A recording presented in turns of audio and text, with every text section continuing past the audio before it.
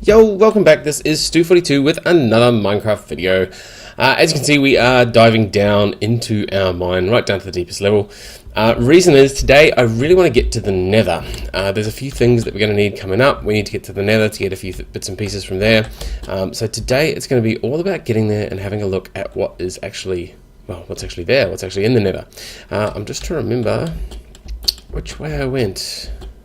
Up here, down here. Yes, here we are, some obsidian. So I've got my diamond pickaxe, which I've made now that I've managed to find some diamonds. As you can see, this is down a level, and I've actually managed to get, what's that, 292 buckets of lava into one of these fluid folders, as we did in the last episode.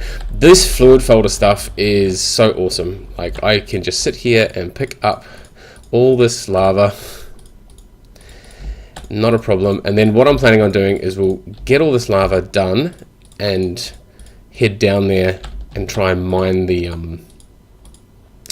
obsidian. Now it might be a little bit awkward because we've got to sort of get underneath the obsidian here somehow. But there should be enough for me to stand and do this sort of thing. Can I get to that last back one? Yes. Awesome. Cool. So we can do that. So what I'm going to do is, this is going to take me quite a while. If you guys have ever had to mine raw obsidian before, look at that, 10, 20, 30, 40, 50.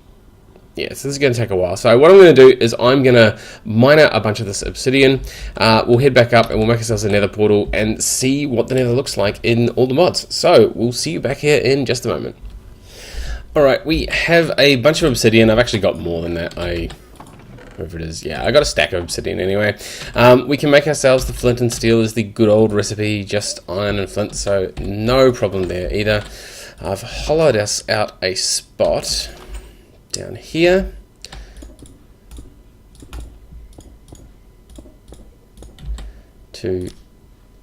Cool, let's make that. Now, what I like to do when I go to the Nether for the first time is, let's just make sure we take a couple of stacks of cobblestone, because it's always handy. We take some obsidian in case we need to make a door coming back the other way, and just because that, yeah, sometimes I find that you're in a really, really bad spot in the Nether. We've got a couple of pickaxes, nothing that we can't afford to lose. Everything's pretty normal there. Steel sword that I got off a mob, but that's okay. We'll take that as well. Now, the only other thing to do is to probably make sure I've had some food. Sometimes you get to the Nether and it is really just nothing crazy. It's just, you know, a normal day out. Sometimes you get there and you're in some weird and wonderful spot that makes it a nightmare to get back from. So I always try and be prepared, at least for the first trip, until we know what the story is. So let's go.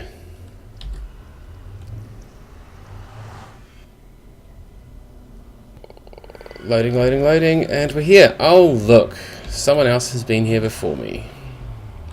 Right, so this is what I thought might happen. Unfortunately, I'm too close to one of the other guys on the server. He's already been here, and now if I go back through this door, it's going to end up back at his base. But that's pretty good. We still have a spot. So there's a way to fix this.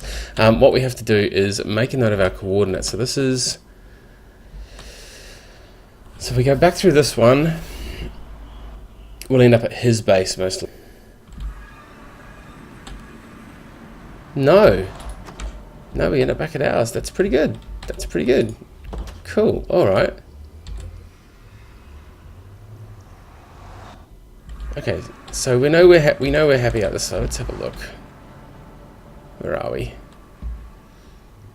Awesome. Lots of lava. We've got lots of magma blocks. There's stuff everywhere, and unfortunately he's probably mined some stuff.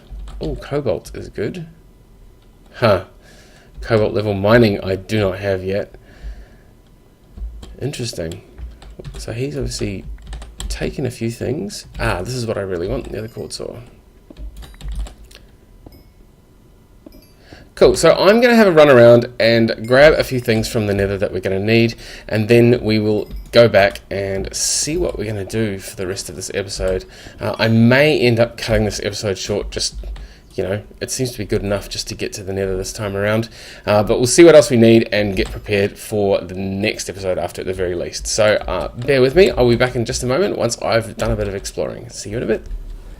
So I had another little bit of a wander around the Nether. It is pretty nasty. I even made myself this shield, which has sort of helped a little bit, but it is going to be a little while before we're going to be able to get the stuff we need from the Nether.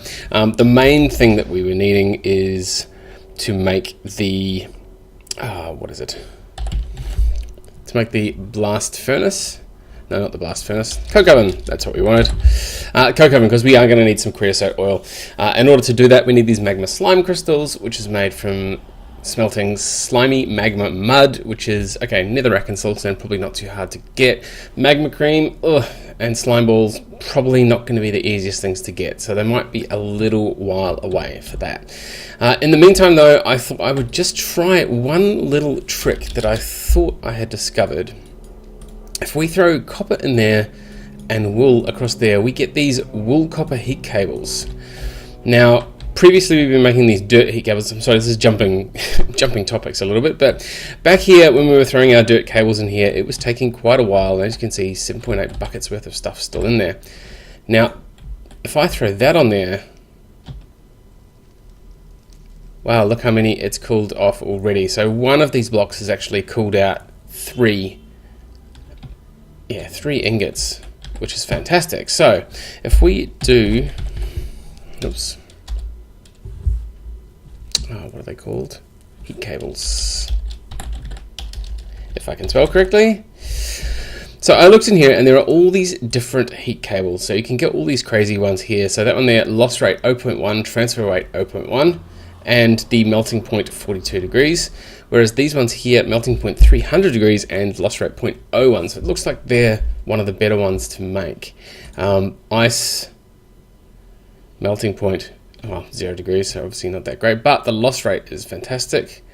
What else are we? 42 degrees, 500 degrees, so redstone slime would be pretty good. 500 degrees is going to last a bit longer, I think, and 0.005 slime copper. Yeah, so a few different sorts of things here. 2000 degrees for redstone obsidian. There we go, obsidian iron. What does obsidian iron give us? 2000 degrees.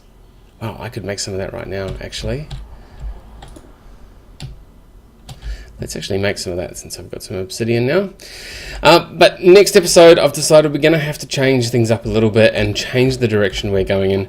I'm going to actually make the Tinker's table. We do need a lot of obsidian for that, though. One of the things that the grout needs now is crushed obsidian. Now, luckily, we can use, we can put obsidian into this crusher that we've got through here, the one from Crossroads, I believe. Yep. So this thing here is able to crush obsidian. So I'll need to mine a ton more obsidian, crush it all up, because those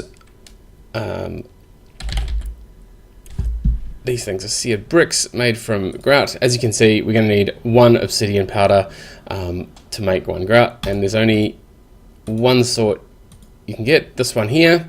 We don't have any of these things yet. As you can see, we can do things like, in a macerator we get 8 powder out of it. Sorry, only 1 from the actual block. Compressor, there we go, this grindstone. So we get 1 dust for 1 obsidian. So it's going to take a while to mine it all, but we should actually be able to do it, which is fantastic. So what happens if I throw one of them on?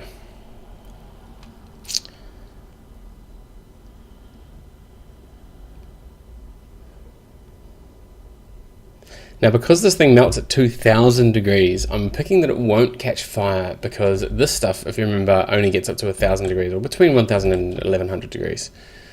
So this is just going to last and last and last and make us all our copper. Fantastic. I'm guessing it'll disappear at some point. Great heat radiator though, awesome. I think I'm going to use these from now on. Much easier than the dirt, which takes forever to do the cooling with. Anyway, that's probably it for this episode, bit of a short one, but I will be back next time once I've got a whole bunch of obsidian dust and bits and pieces, and we'll probably, I don't know, maybe this room. We'll maybe turn this room into a tinker's room. But anyway, that's for next episode. So, as always, thank you very much for watching, and we'll see you next time.